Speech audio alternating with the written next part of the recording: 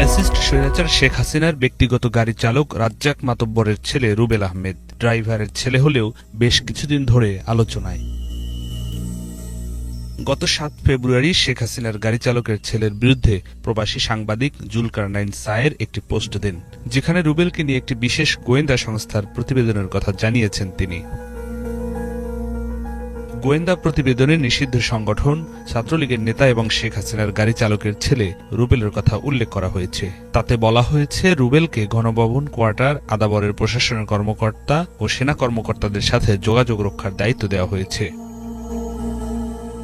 তার অপকর্মের বিভিন্ন তথ্য সামাজিক যোগাযোগ মাধ্যমে ছড়িয়ে পড়লে সে আত্মগোপনে চলে যায়। পরে মোহাম্মদপুর থানা পুলিশ মেট্রো হাউজিং এলাকায় অভিযান চালিয়ে রুবেলকে গ্রেপ্তার করে। তারা জানায়, অন্তর্বর্তী সরকার উৎখাতের ষড়যন্ত্র করার অভিযোগে তাকে গ্রেপ্তার করা হয়েছে।